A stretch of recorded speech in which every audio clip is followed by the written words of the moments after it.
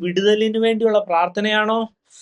നമ്മുടെ ജീവിതത്തിൽ വന്നുപോയ സമസ്ത കാര്യങ്ങളും ഓർമ്മ വെച്ച സമയം മുതല് മുഴുവൻ കാര്യങ്ങളും, അതേപോലെ തന്നെ നമ്മുടെ പിതാക്കന്മാരാൽ സംഭവിച്ച കാര്യങ്ങൾ, നമ്മുടെ അറിവിലുള്ള സകല കാര്യങ്ങളും ഇതേ സമയം ഞങ്ങളോട് ക്ഷമിക്കണമേ എന്ന് ആത്മാർത്ഥമായി പ്രാർത്ഥിച്ചാൽ ദൈവം അവിടെ പ്രവർത്തിക്കും, അവിടെ വിടുതൽ അയച്ചിരിക്കും. ഹല്ലേലൂയ. ഇവിടെ എഴുതിയിരിക്കുന്ന ആകയാൽ ഞങ്ങളുടെ ദൈവമേ, അടിയന്റെ പ്രാർത്ഥനയും യാചനകളും കേട്ട് ശൂന്യമായിരിക്കുന്ന നിന്റെ വിശുദ്ധ മന്ദിരത്തിന്മേൽ കർത്താവിൻ നിമിത്തം തിരുമുഖം പ്രകാശിക്കുമാറാകണമേ.